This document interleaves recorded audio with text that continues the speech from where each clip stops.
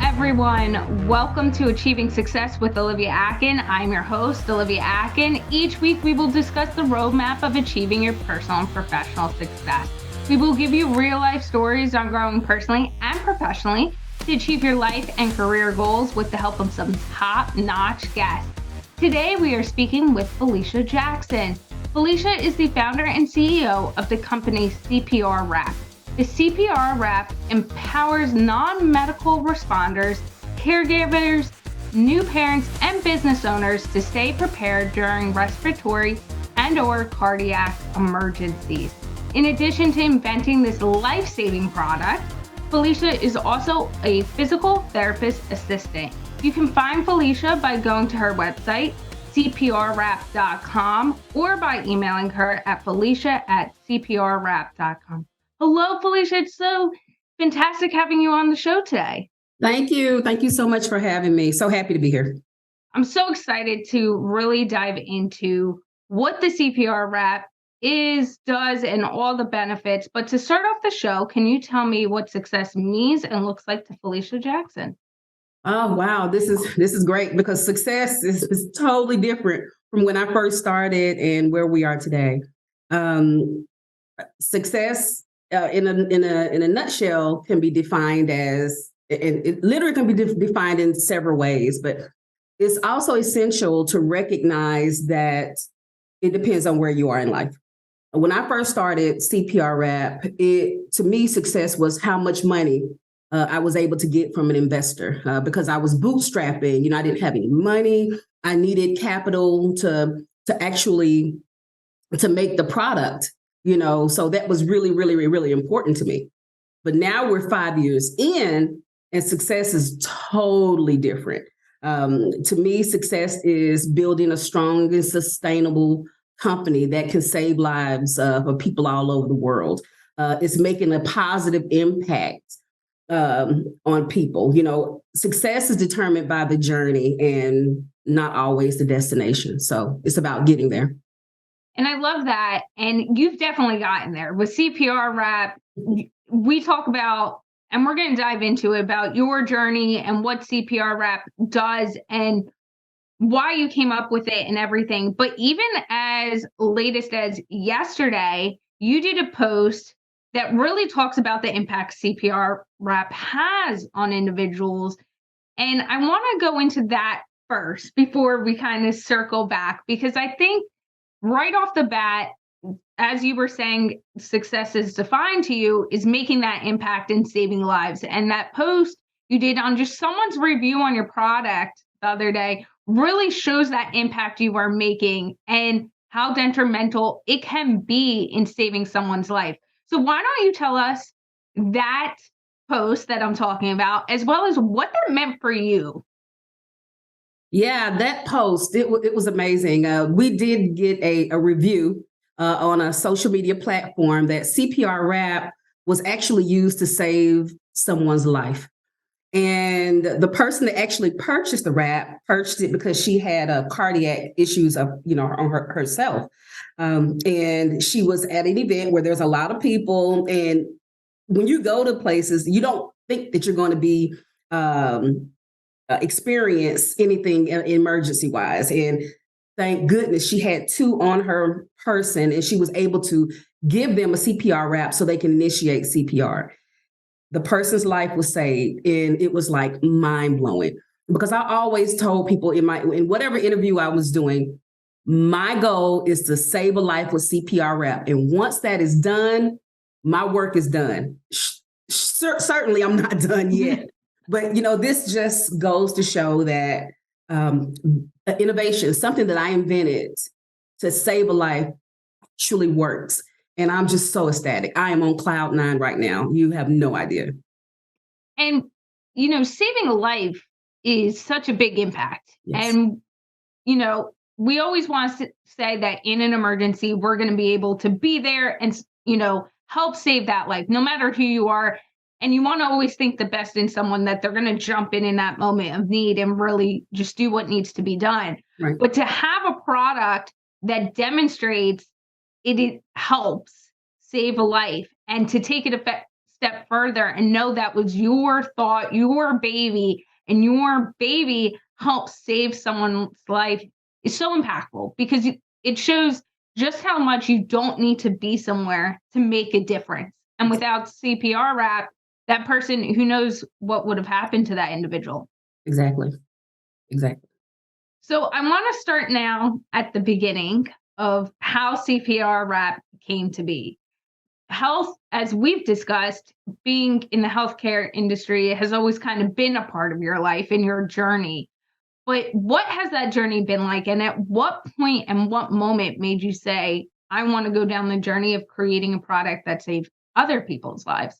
Right, right. So the moment that started this all off was, I've always been in the medical field. I've always wanted to help people. I mean, that has been my goal from day one.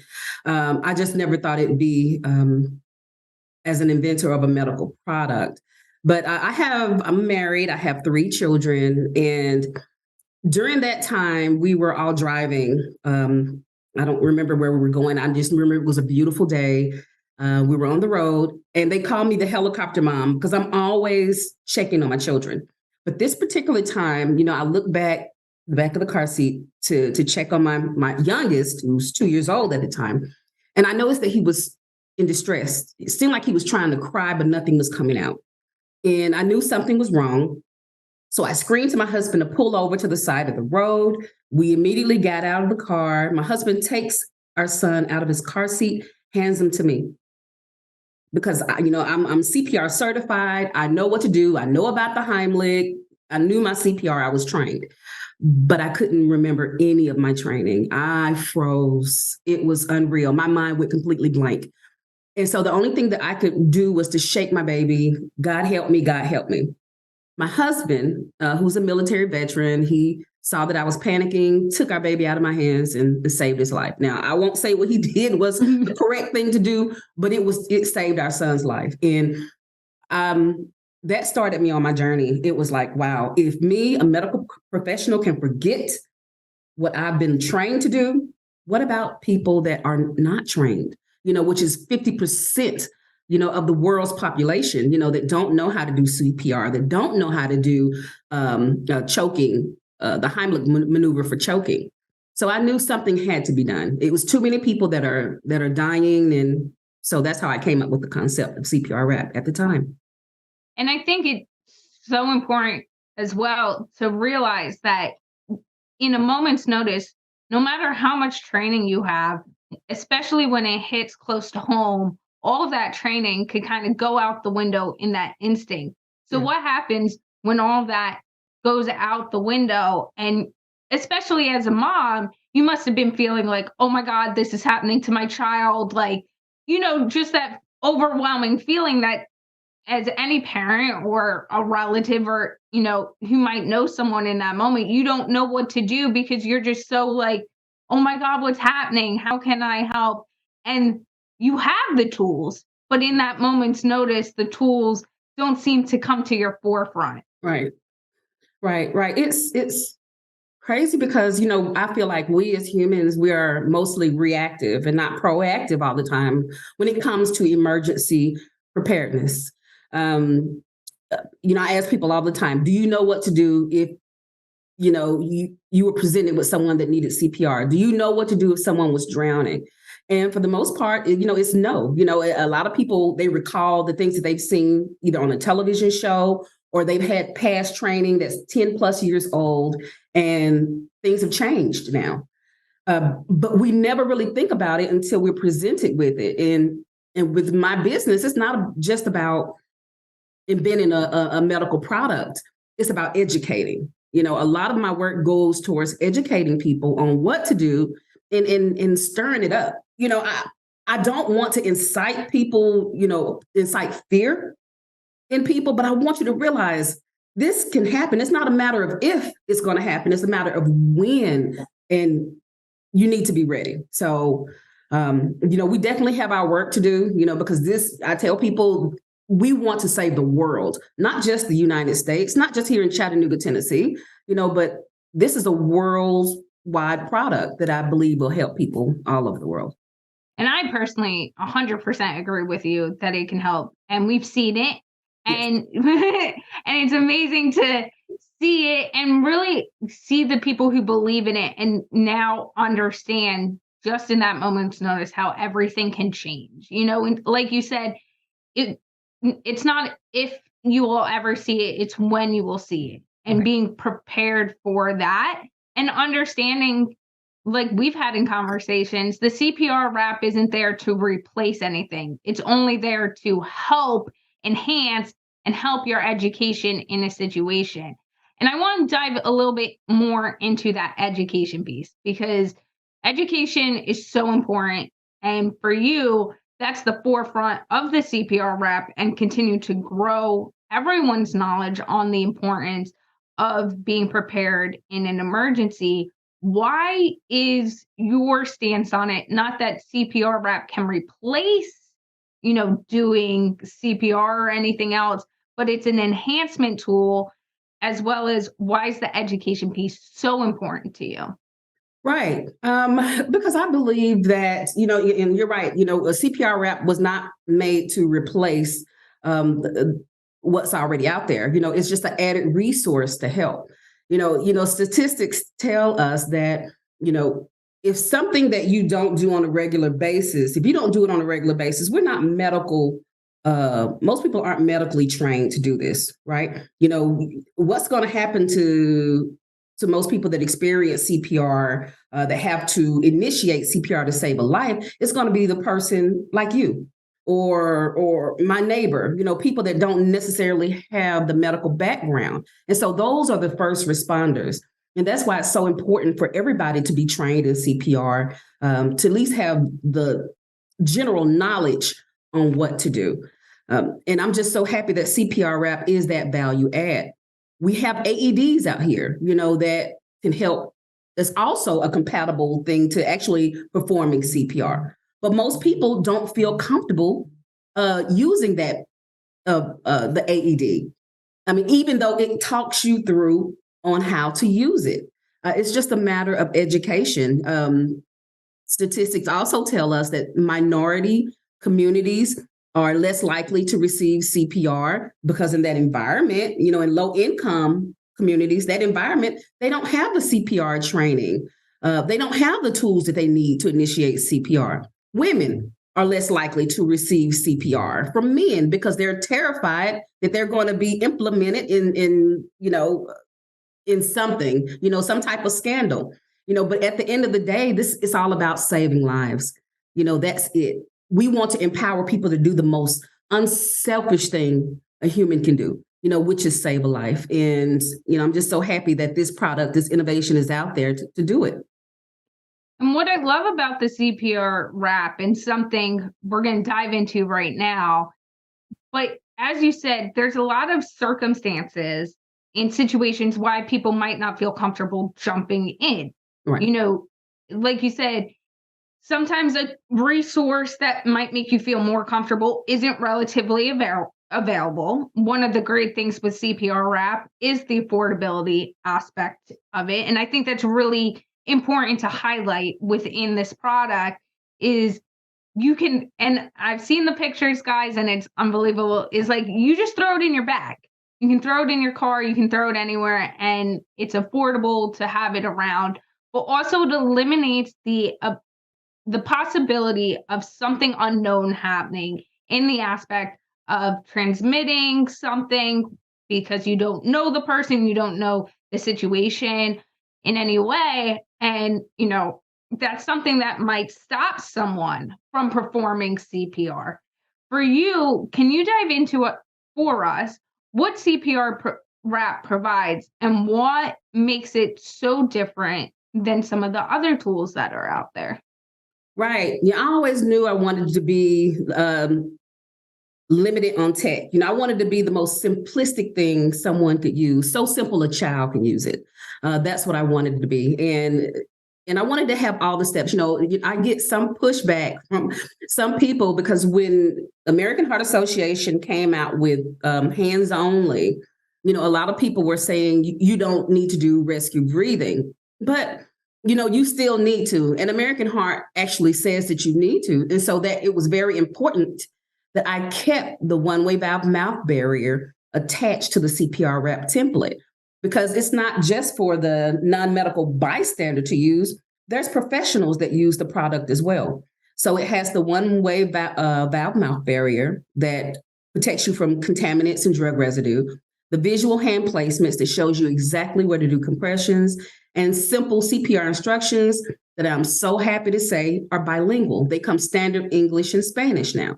And as we do branch out into other countries, we can translate the text into other languages, which, like I said, that goes back to CPRWrap being a globally used product.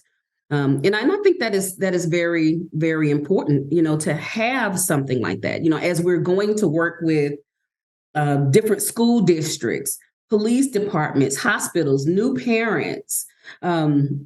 It's funny. This brings me back to a story where I pitched.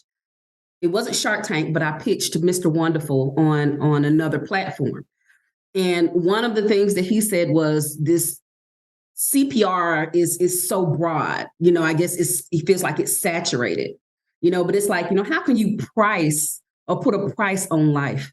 A lot of people do, but, I don't too much think you should, even though I have to charge for this product. That's why I'm trying to work with nonprofits and even trying to get this mandated to be standard, for households. And maybe one day this can be a product that I can actually give to people to have in their homes, to keep in their cars, to put it in daycares, places of that sort. So it's just amazing. This journey that we're on to save lives. It's large. It's a large undertaking. That's for sure.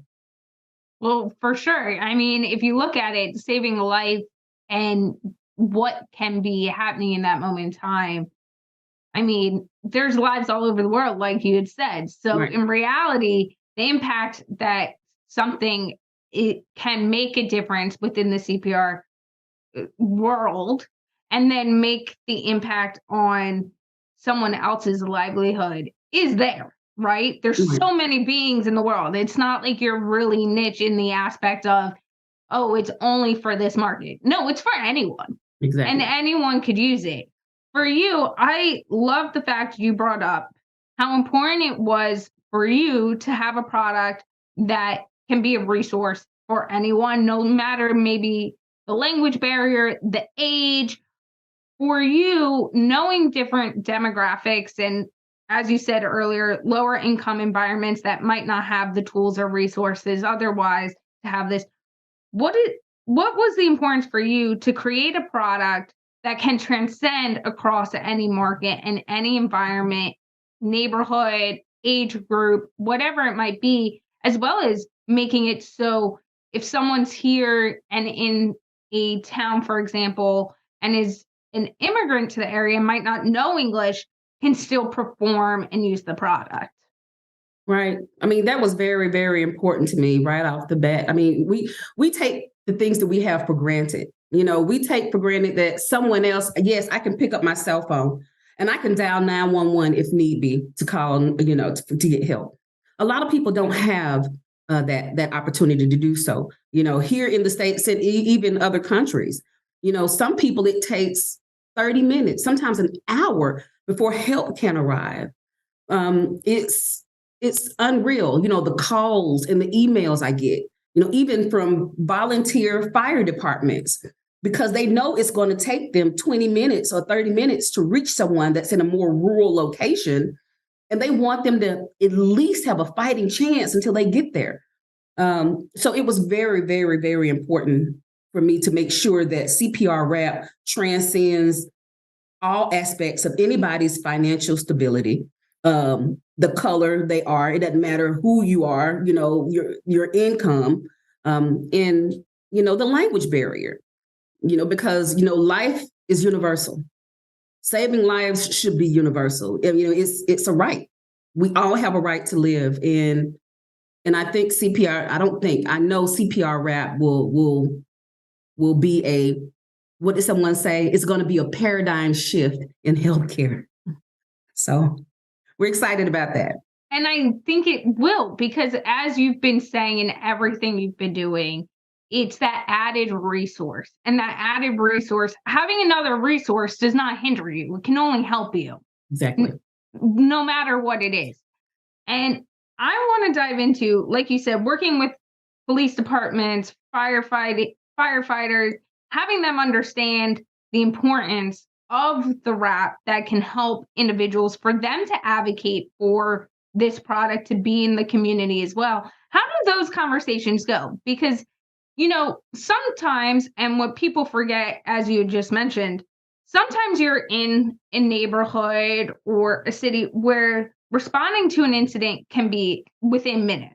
But Yes. sometimes you're also in an environment where responding to an incident can be 10, 20, 30 minutes. And that 10, 20, 30 minutes, you went from the possibility of getting, especially if someone's choking or not breathing, you went from, okay, there might be possible brain damage if we wait to get to them and then get to a hospital. Because if it takes, for example, like you said, 20 minutes to get to you, you still have to find the closest hospital.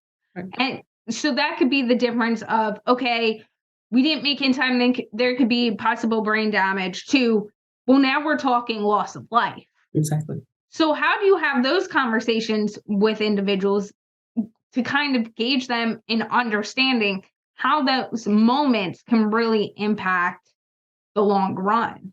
Right. It depends on who you're actually speaking to at the time. If I'm talking to, of course, the medical professionals, the paramedics, EMTs, police officers, firefighters, they get it. The nurses, they get it. They understand. But when I'm out there talking to the community, sometimes I bring up the issue of what happened to Damar Hamlin. That was seen by millions all over the world, how he went into sudden cardiac arrest. And if it was not for someone initiating CPR at that right moment, immediately, and executing the AED, the defibrillator, he would not be with us today. And you sometimes you have to put it on a level where they can understand. That snapped a lot of people out of the box and say, hey, this is a possibility. This could happen to me. But we're not walking around with doctors, and paramedics, at our back all the time. 67% of sudden cardiac arrest, out of hospital sudden cardiac arrest happen in our homes, in our own environments. And so, I'm just having these conversations with people of letting them know, hey, it's possible, it can happen. This is what you need to do. And that's another reason why I wanted to make it affordable. Once I make something, this is like the third version of what you see today of CPRWrap. Because I definitely listen to, when I have these conversations with people, I get feedback and I take that feedback into consideration. One of my mentors, who is the amazing Andy Dunn, he's the co-founder of Bonobos, we were talking about pricing. I've had people in my ear, doctors, the professionals, these should be $50. They should be $30 or more. I wanted this to be affordable for everyone. That's why having that conversation with Andy, it was like, let's do $9.99. If you can tolerate that, when you make the product and you get that landed cost, that cost is all in. If you could handle it being $9.99, where CPRWrap could thrive as well, then I think that's what you should do. And I did that. And that was one of the best decisions that I was able to make, because now I have the product that people can afford, that's easy to execute on. And like I said, it transcends, all regions, all genders, just anything you can throw at it, any type of barrier that people try to throw at it, we're overcoming those barriers with CPRWrap. And what I love about that too, and that story, for example, is sometimes no matter what the industry is, what you're doing, other people want to give their opinion. Yes. And they want to give you, good, bad, or indifferent it might be, they want to have their input into what it should be, what it should look like, and all the moving pieces, whether they have the knowledge base to do it or not, right? Right. And for you, as someone who was so passionate about it, how did you handle those situations when someone's coming to you, for example, like you just mentioned, it should be priced at this spot. But you're also like, this is really what I want to be doing. And sometimes it is listening to yourself, even though others might say, no, you should really do it this way. I've been in the industry this long. This is how it's been done. And you go, no, you know what? Thank you for that great advice. But you know what? I'm going to do it my way. And whether it works or not works, I know I've done it my way.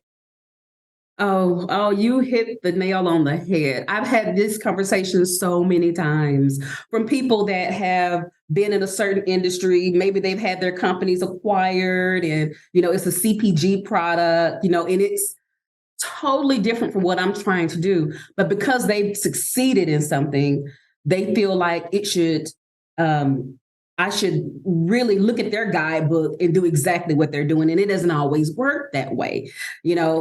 I'm focused on a certain direction that I want CPRWrap to go, but I also have mentors and advisors, and I do take constructive criticism. You have to be open, to some suggestions and views. I mean, you can't be closed-minded all the time. I get that. But when it comes to something that you truly know about, that I've been working on this for years, I'm going to try what I think is the best route. And if I fail, then I can pivot, and that's the great thing about failing at something. You get to do something different to test that way. But don't tell me that my way is wrong. You don't have the right to do that. This is a product that I've nursed since infancy, and it's my purpose, it's my passion, and I'm determined to make it work. Yeah. So I have encountered people like that. I still encounter people like that. And you just have to take it with a grain of salt. You listen, you take from it what you will, and then you execute. It's all about those moving parts. Yeah. And I think you said a few very key takeaways there. You take someone's opinion with a grain of salt. You listen. You want to make them feel like they're being heard too in any situation, right. But that doesn't mean you actually have to execute everything they say or any of what they say. But you're polite and you say, okay, I'll listen to what you have to say. And there might be something in there that you didn't think of that might spike, hey, let me think about this a little bit deeper. I might not execute it the way they're thinking, but they might be onto something that I haven't thought of yet. Right. And then there's, the aspect that you brought up about sometimes you just have to do it your own way. Mm-hmm. And you see a vision that not others see. And that is okay. It's not always totally reinventing the wheel and coming up with something totally new. Sometimes it's taking the pieces that you're passionate about and saying, there's a gap here. How can I be the difference that fills in that gap? And for you, you've done that. You've stayed true to yourself and what your goals are. How have you tried to do that in some instances through infancy, like you mentioned, to now where you're like, oh, should I keep going? Or it's been really hard. How do I keep that stamina going? How do you kind of think about that? Every day. I feel like it's very important to have champions around you because this journey is definitely not easy. Any entrepreneur will know it's lonely for one. Sometimes you're the only one that sees your vision as something viable. You at one point, it was me trying to convince people, yes, this is, some people get it and some people didn't. And I didn't want to put a lot of energy on the people that didn't, even though, I'm all about saving lives. You want people to believe in what you're doing, but you don't want to put all the energy in the people that don't. So definitely having people around me that uplifted me was how I got over some of the bad days, because it's been sometimes where, I was done. You go through every emotion possible, sometimes all in one day, like, wow, this is a great product. Or, this is a simple product, it's not going to go anywhere. What am I thinking?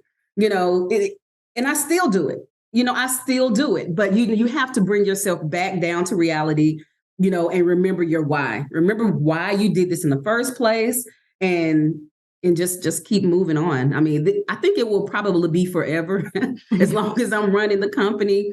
That's the entrepreneurial mindset that I have. I mean, that's just the way I think. So I have to get out of my own head sometimes, but I get there with help.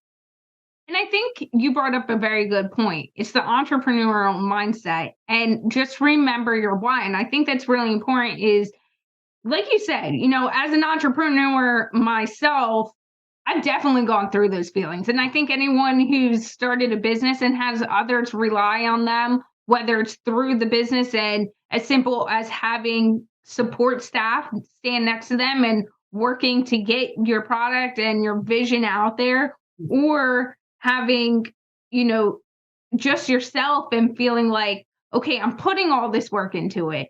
And what's happening? I see the point of it and the greatness in it. Why isn't others? And like you said, sometimes there are definitely days that as an owner, I don't care how successful you are or how successful the business are. I don't think there's ever a point, like you had said, where you don't maybe go through one day, switching of emotions throughout the day, or going through all of them in the day, because there are points where everything's going great and then something can happen and now you're in a moment of like, how did this happen? How do I pivot, like you said earlier? Or I'm putting in all this blood, sweat, tears, whatever it might be. Why is no one else seeing it? Yeah. And it's really that transition of, as an owner, and I want to hear your input on this, but you can go from situation to situation throughout your day and you never always know what to expect. And the conversations can be vastly different. And you have to, people look to you to see how you're going to react as a leader and stand up and how you're going to handle situations. But it is also okay that in the back of your head, you might be like, oh my God, what's happening?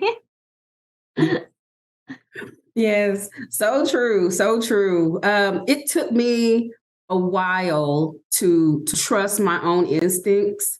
Because, at the end of the day, it's funny, there's several books. I can't say there's not a book, about entrepreneurship, about leadership and knowing what to do. There's thousands of books out there. But, like I said, everybody is totally different. My life experiences is going to be different from the next person's, and how I relate to what's happening. It's like I said, it's about the journey. How do you take from it? That's where you get your strength from. That's how you figure out, if you're going to overcome whatever is happening to you in your business at a point. It was a time in my life where it was hard for me to call myself a CEO of a company. I really didn't believe in titles because I did everything with the company, so my mindset was everything, from, shipping the product to doing the sales, even though I'm a documented introvert. It's like I really didn't feel like, I was the right person to talk about CPRWrap, which is, now that I say it, is crazy, because I'm the right person to talk about it. It's my experiences. No one can put into words and with the passion that I can bring to the table to make people understand the reason for CPRWrap, the why behind CPRWrap. So you just have to really, just find your own pathway, and just, be yourself, be an open book. I'm not trying to mimic anybody else. I'm trying to create a product. This is who's bringing you this product. This is me. I'm Felicia, and this is the way I'm presenting it to you. So you just have to just kind of figure it out on your own.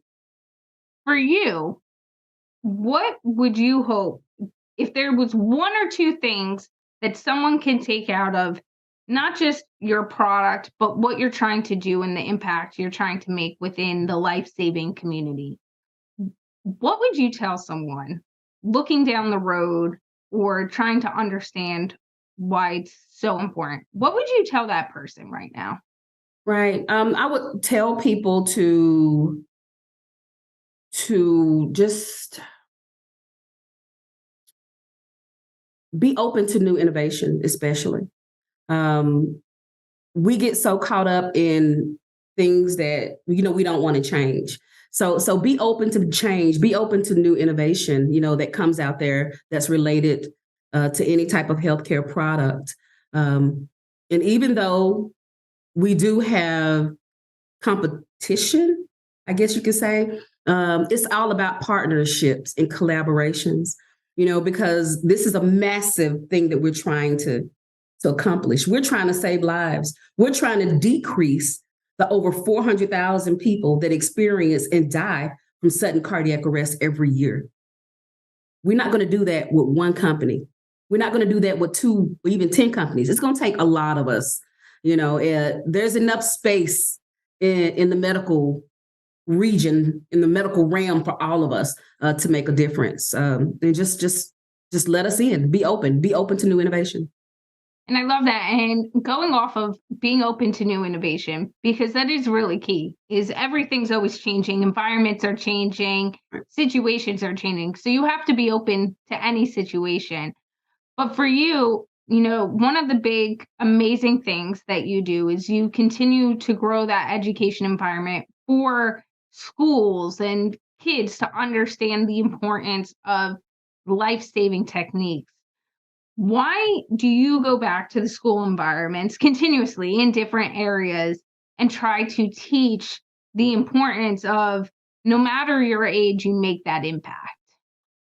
Right. It's funny, but children actually retain instruction quicker than adults, and they retain it longer. Statistics have proven this to be so. And I always think anything worth learning, you need to start at when they're young, so they can get used to it.